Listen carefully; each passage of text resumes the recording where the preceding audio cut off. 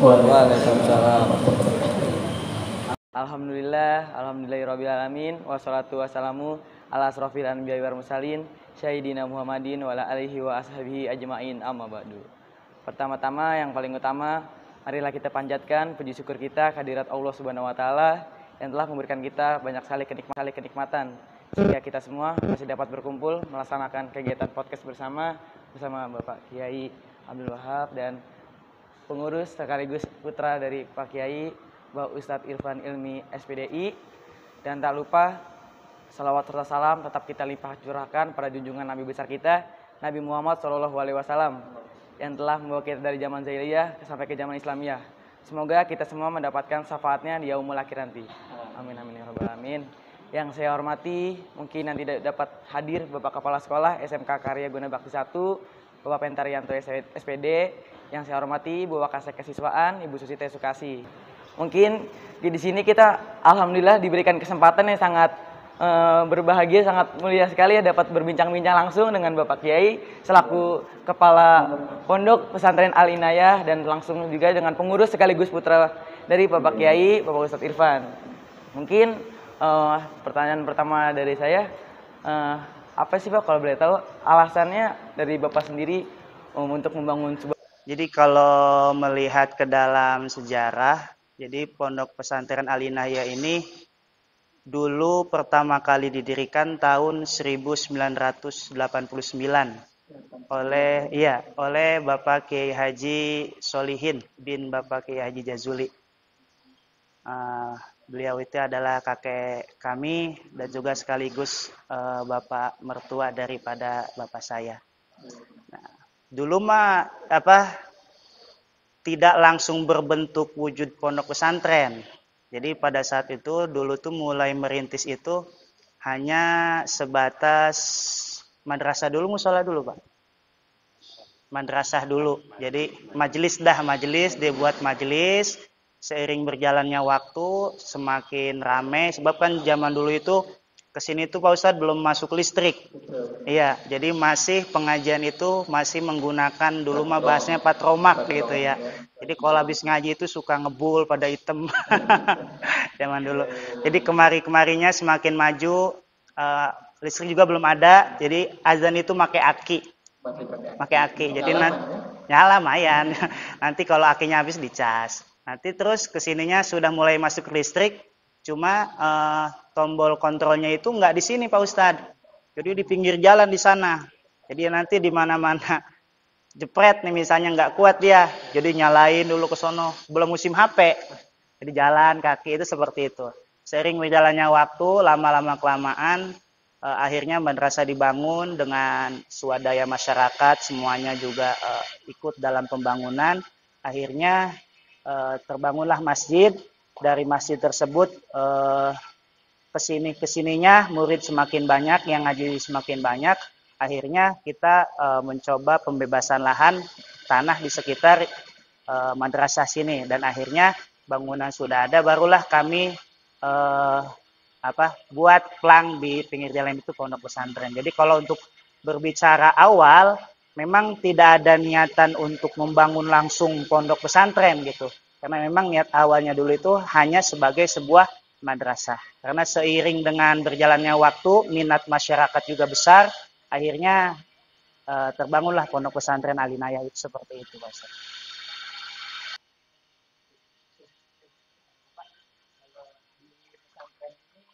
Pastinya kan ada pengajian. Iya. Kalau boleh tahu jadwal-jadwal pengajian itu setiap jam berapa aja? Kalau pengajian itu macam-macam. Ada yang pengajiannya anak-anak, ada pengajian bapak-bapak, ada pengajian ibu-ibu. Kalau untuk pengajian ibu-ibu itu rutin setiap hari Senin pagi. Mulainya jam 8 pagi, pembacaan rati, pembacaan Yasin. Nanti mulai pengajian oleh guru kami, mulai jam 9-an. Nanti selesai itu jam 10 atau jam setengah 11-an. Itu untuk ibu-ibu. Kalau untuk pengajian rutin bapak-bapaknya setiap malam Rebu, Bada Isya. Jadi Bada Isya beres pengajian anak-anak, nanti langsung disambung pengajian bapak-bapak. Adapun pengajian santri umum, dalam santri umum kan memang di sini ada yang kalong juga, ada yang nginep juga. Jadi kalau untuk pengajian umum kita di sini dari dulu itu setelah jadi sholat maghrib berjamaah, beres sholat berjamaah itu baca bacaan sholat dan lain sebagainya, nanti masuk ke kelasnya masing-masing. Itu tiap pada maghrib, nanti bubar-bubar habis isya jam 8-an kurang lebih lah. Adapun untuk santri yang mukim, pengajian itu tiap ba'da sholat. Jadi habis subuh ada pengajian. Nanti jam 9-an duha bersama, terus ba'da zuhur juga pengajian, habis asar pengajian, maghrib pengajian umum, habis isya pengajian lagi. Seperti itu rutinitasnya. Ustaz, mohon maaf untuk jemaah pengajian bapak sendiri sama ibu. Itu khusus internal Karangkampel sendiri atau memang ada juga yang dari luar? Kalau itu bersifatnya umum. Umum ya? Iya, Jadi iya. boleh Dari luar desa juga banyak. subhanallah. Iya, dari Setia Mekar, dari Gebang juga ada jamaah dari mana-mana yang tahu Alinayah datang gitu. Iya. Tapi memang mayoritas yang jamaah hadir itu dari perumahan sekitar Alinayah gitu. Jadi tidak dibatasi hanya untuk warga sini tapi bersifat umum. Gitu, Pak Ustaz. Tapi untuk santri di sini rata-rata dominan dari dalam internal dari mungkin dari daerah ini, Iya, iya. atau dari luar kota mungkin atau luar daerah. Ya. Kalau untuk santri Kalong mah dominannya warga sini, dalam arti masih sekitaran Bekasi lah. Paling jauh itu yang Ngalong kemari itu ngaji Ngalong bahasanya Pak Ustadz ya. Jadi ngaji Ngalong itu paling jauh anak Pengasinan dulu waktu itu ada 2 orang dari Pengasinan, dari ujung juga Bekasi Utara ada juga, itu seperti itu. Adapun untuk santri yang menetap itu baru 3 orang, yang 1 asli Bekasi, yang 2 lagi dari Ciamis. Itu masih saudara saya juga memang. Iya, seperti itu Pak Ustadz. Mungkin untuk kegiatan pertama nih ngomongin pengajian Pak. Pasti di sini kan diajarkan tentang cara mengaji yang baik. Iya. Ada nggak sih Pak tips-tips mungkin dari Ustaz itu untuk mengajarkan para santri tips baca Quran biar mudah dihafal. Iya. Dan cara mereka tuh nyaman dalam baca Quran. Nah. Mungkin kan ada kasus saya bosan banget sih baca Quran. Mungkin dari Ustaz sendiri ada yang kasih masukan, baca Quran gini loh, gini loh. Motivasi atau mereka tuh semangat gitu. Jadi untuk kami dalam memberikan pelajaran kepada anak-anak santri, kami tidak bisa memaksakan mereka untuk memahami apa yang kami sampaikan kepada mereka. Jadi sistemnya di sini itu Pak Ustadz, jadi setiap ada santri yang masuk, pasti nanti ada dites.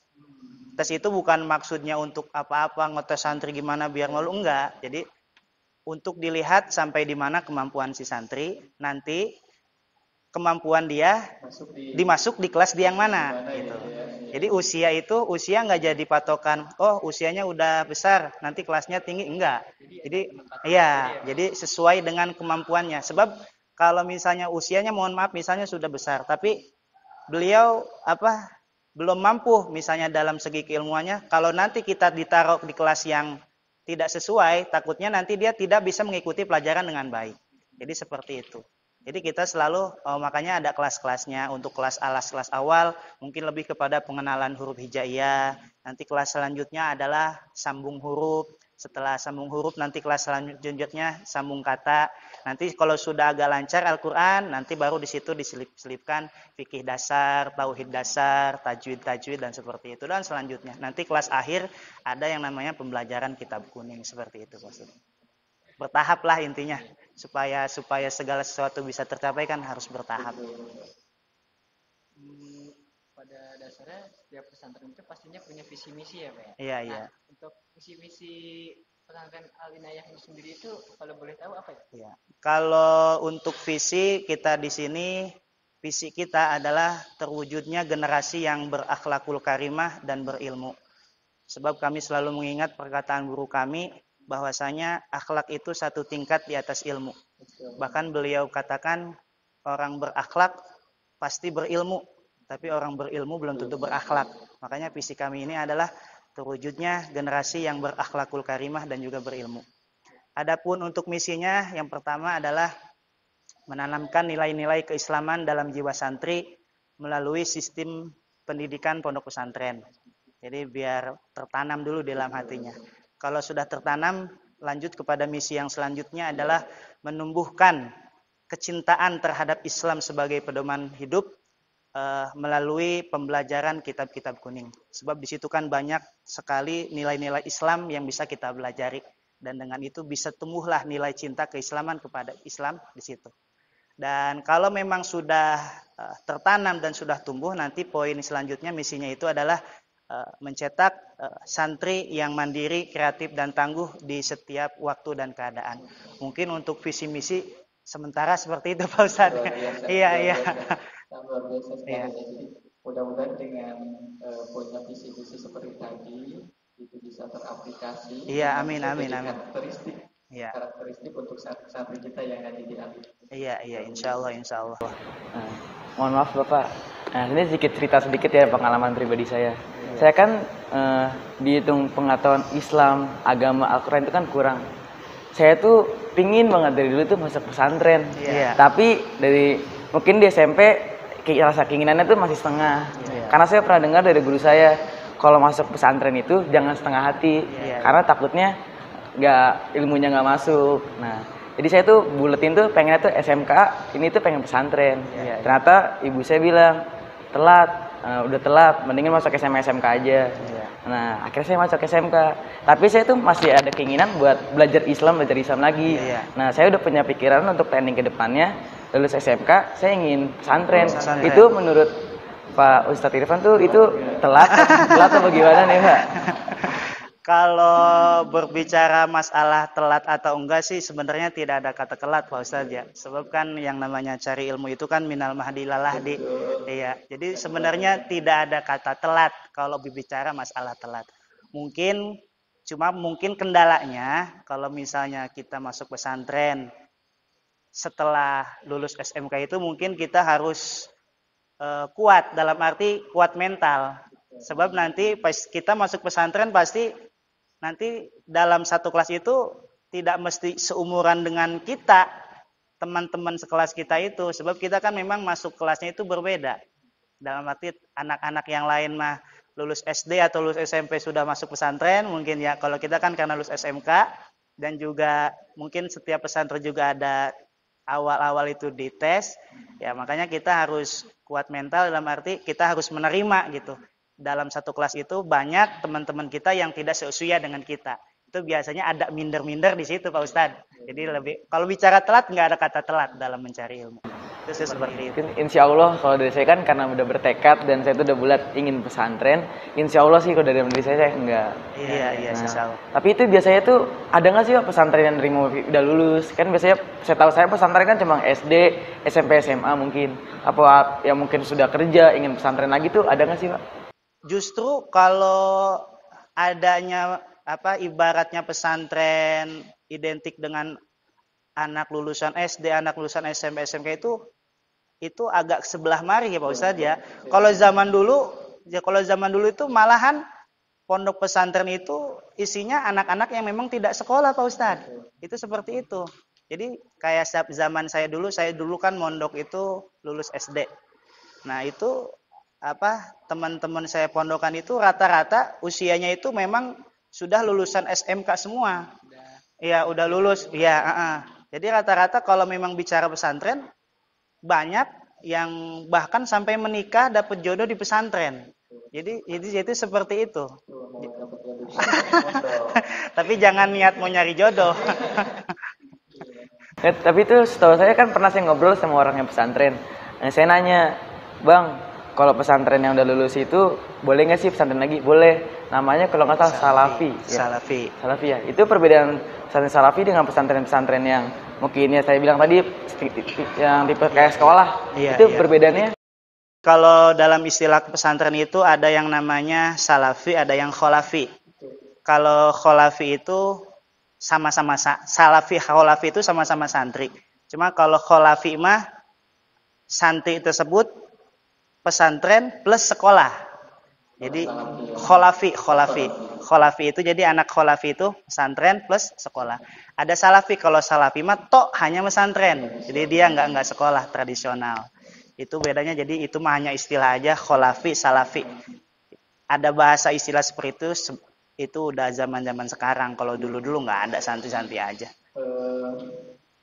Di Pondok Al-Inayah kalau lihat jumlah dengan kapasitas pondok yang sudah cukup lumayan kuat, ini udah kira-kira ada berapa ratus Ustaz? Untuk santri secara keseluruhan ya Pak Ustadz, Ya, antara yang mukim dengan yang ngalong bahasanya ya. Kemarin itu kan, sekarang itu bentar lagi acara maulid di sini, dan data yang terbaru juga sudah kami himpun. Itu jumlah keseluruhannya adalah 375 santri. Hampir 400. Iya, hampir 400 dengan rincian 200 santri laki-laki dan 175 santriawati. Itu seperti itu Pak Ustadz. Dari tahapan pembangunan ini udah 100% apa memang masih ada tahapan lanjutan untuk pembangunan kira-kira? Insya Allah masih tahapan lanjutan Bapak ya. Nanti belum ada untuk kobong asrama perempuannya, belum ada. Oh iya, Ya. Jadi mudah-mudahan dengan acara ini nanti banyak donasi yang datang. amin. Iya. Iya. Sebab untuk sekarang yang baru selesai itu baru asrama putra. Jadi asrama putrinya belum ada, rencananya nanti di situ di atas. Iya. Pak Kiai, kira-kira untuk Pak Kiai sendiri, kebetulan kalau saya ngelihat Bapak Kiai sebagai pimpinan pondok pesantren, saya sangat takjub ke beliau. Karakteristik yang diharapkan oleh Bapak sendiri untuk santri-santri di Al-Iman itu seperti apa? Ya. Iya. Assalamualaikum warahmatullahi wabarakatuh. Waalaikumsalam. Ini saya ngambil natijahnya. Sebab semua pun di dalam itu natijah. Kesimpulan daripada semua ini yang sudah tadi sarankan. Jadi tujuannya adalah manusia yang Soleh ya. Innal arda yarithuha ibadiyas salihun. Allah menciptakan bumi ini buat orang soleh. Ya, cuman kesolehan ini bukan suatu yang gampang. Tidak semudah membalikan telapak tangan ya. Banyak rintangan. Betul. Ada di manusia itu 5 sifat penghalang kesolehan. 5 sifat. Allah humsuhi solim la sorona syukuluhum solim. Itu ujar Imam Nawawi rahimahullah baik. Seandainya manusia tidak ada 5 sifat, pasti soleh semua. Semua dibahas satu aja. Kalau enggak 5 tapi disebutin aja. Biar anak-anak seru. Satu aja. Penghalang kesolehan yang utama al-qanaah bil jahli. Ayat itu di adamil ilmi bidin. Manusia itu betah di atas kebodohan diri dari ilmu agama. Jadi kalau manusia sudah betah hidup di atas kebodohan diri dari ilmu agama, wah soleh sampai kiamat. Jadi betah dengan kebodohan. Ya. Apa kaitannya ilmu agama dengan soleh? Kita ngambil kesimpulan patokan soleh. Ya soleh memang soleh ya soleh. Betul. Yang soleh, patokan soleh itu al-qaim bi hukukillah wa hukuki ibadi. Orang yang mampu memberikan hak Allah dan mampu memberikan hak kepada manusia. Berarti 2 jalan kesolehan itu. Pertama, kewajiban diri dengan Allah berarti hak Allah. Kedua, kewajiban diri dengan manusia berarti hak manusia. Kalau 2 jalan sudah dilaksanakan baru soleh. Hablum minallah sama hablum minannas. Anduribat alaihi mudillah. Betul.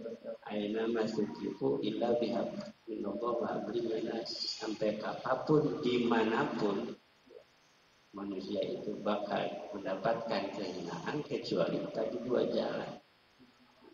Itu soleh. Nah, itu penghalang kebodohan, itu penghalang. Hanya bawaan belajar itu khusus dan ngaji, garis ijmalinya dua. Satu kasal, dua malal. Kalau kasal malal enggak diperangi, enggak dimujahadain, timbulnya malal dan jahal. Apa kasal malal? Kasal kusal-kusal. Kalau kusal-kusal kan nggak berangkat, artinya malas. Kaslan. Kalau malal bosan. Ini dua sifat kalau memang yang nggak mampu mujahadahnya nggak dapat ilmu. Karena nggak dapat ilmu jauh untuk jadi orang soleh. Sebab kebodohan tadilah jadi penghalang kesolehan. Kalau orang udah soleh, jadi apapun benar. Dan martabat kesolehan justru pangkat derajat yang abadi di dunia di akhirat. Kalau pangkat anak saya SPDI itu bukan jaminan. Bukan jaminan. Jaminan mah yang tadi itu soleh. Kalau soleh bukan jaminan aja udah. Jaminan itu tadi. Jadi satu. Jadi kepada ini khususnya siswa, jangan bosan menuntut ilmu. Jangan bosan. Makanya bahasa di hadis tadi diutarakan minal mahdi, nggak ada batas. Kalau sholat mah ada batas waktu. Zuhur dari Jawa sampai asar. Tapi kalau ngaji nggak ada waktu, nggak ada batas waktu. Minal mahdi dari mulai di ayun, mahdi itu di ayun. Dulu makan di ayun. Itu anak kecil. Di rumah. Dan dulu mah anak kecil itu di ayun lempeng. Makanya orang-orang dulu mah kelakuannya lempeng. Kalau sekarang di ayun geblek-geblek, kan pada geblek ya. Dulu di ayun.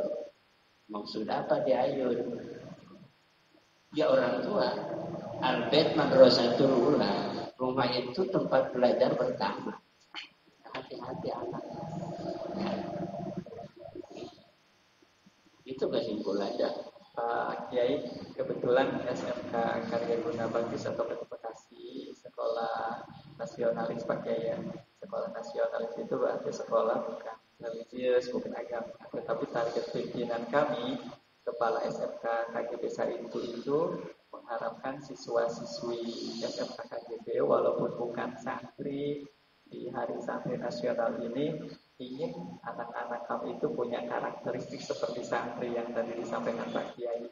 Nah, mungkin untuk penutup dari Pak Kiai, kalau boleh Pak Kiai menyampaikan pesan-pesan untuk siswa-siswi SMK KGB 1 yang ada di rumah, nanti juga dari Pak Ustadz juga sama, agar anak-anak kami bisa walaupun mereka sekolah di sekolah nasionalis, tetapi berjiwa religius, berjiwa agamis, berjiwa santri gitu Pak Kiai.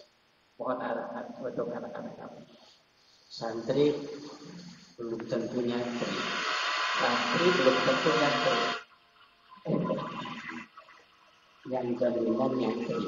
Yang jaminan nyantri dia ya. Santri itu bukan jaminan. Yang jaminan nyantri. Maka tidak semua yang santri itu jadi nyantri. Yang jaminan nyantri. Kalau memang santri jaminan, setiap yang pesantren itu jadi ustaz. Betul. Ya. Ini nggak jadi. Tapi ini kembali ke nyantri itu hakikatnya tauhid dari Allah. Nggak bisa diusahakan. Nggak bisa. Sekadar kita usaha. Menuntut ilmu pesantren kan istri kita. jadilah santri. Itu bukan jaminan, belum tentu nyantri. Nah santri sampai belajarnya itu menunggu taufik. Kan hidayah tidak ada tuh. Yang sulit hidayah itu taufik. Petunjuk setelah punya petunjuk, buktinya itu pelaksanaan ilmu itu taufik. Ini taufik itu hanya Allah. Hanya Allah, nggak bisa. Sebab taufik itu sifatnya tanazul. Kan ada tanazul, ada paroki. Kalau tanazul dari atas turun ke bawah. Kalau paroki dari bawah. Kalau paroki usaha kita, setelah usaha, kalau turun tanazul dari Allah. Nah Allah nurunin taufik itu yang sifatnya tanazul, bukan mantasa tapi mayasa. Bukan kehendak kita, Allah punya urusan. Jadi begitu. Jadi kalau sudah kita menuntut ilmu, berarti sudah menjalankan tugas. Sampainya nyantri itu taufik Allah. Nggak bisa dipakai. Jadi kita kudu semangat, menuntut ilmu harus semangat karena memang diperintah usaha dan ikhtiar. Kalau sudah kita usaha sampai ke natijanya tadi, itu urusan Allah. Itu khususnya nggak bisa diusahain, nggak bisa. Walaupun ditarik sama gaduh, bisa-bisa gaduhnya putih. Kalau memang taufik Allah nggak ada. Sebab hakikatnya manusia mampu ibadah kepada Allah tergantung taufik Allah. Kalau Allah memberikan taufik, pasti. Nah taufik itu sifatnya tadi mayasa. Kehendak Allah bukan mantasa. Sama dengan doa. Kan doa nggak pengen kaya. Kan ijabahnya kan mayasa, bukan mantasa. Maka setiap kita doa minta duit, mau turun duit. Pasti Allah ijabah. Pasti ngasih. Setiap doa pasti ijabah.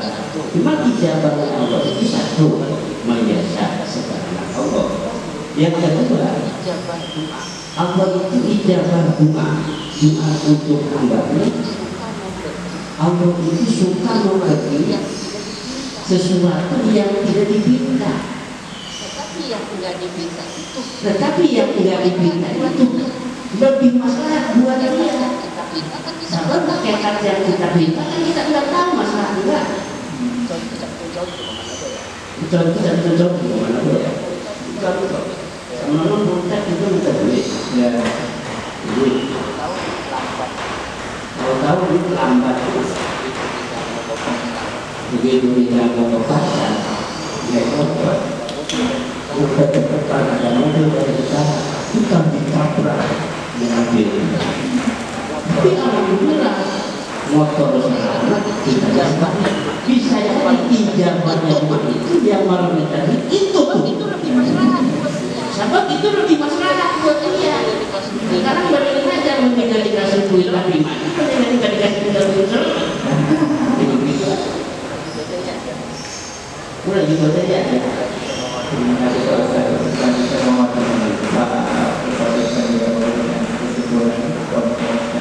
ya untuk seluruh siswa SMK KGB.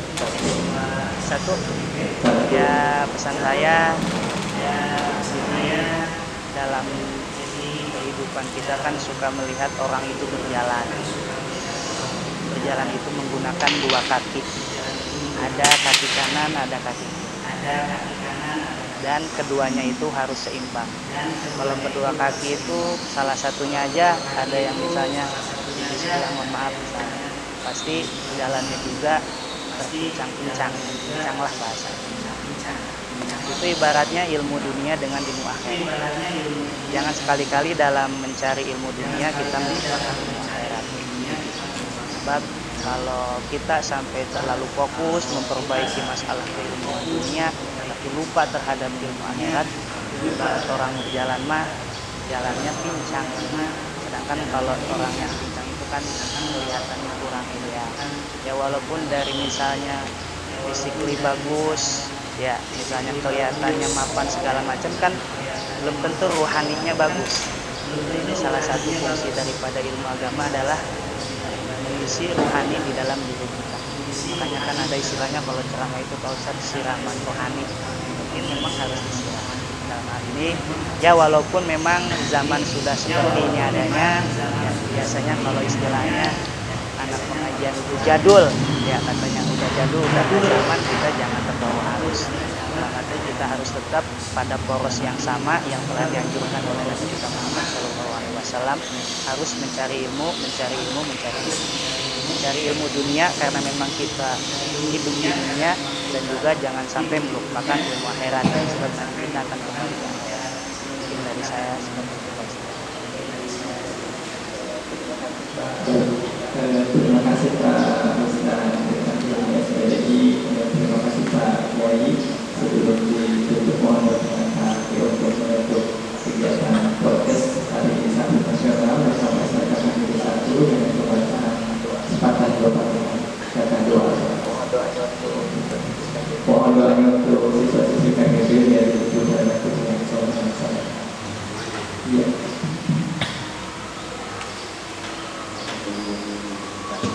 Sebelum membuka bacaan Fatihah, kemudian sudah ini program beserta siswa mudah-mudahan menjadi wasilah bersama dan mudah-mudahan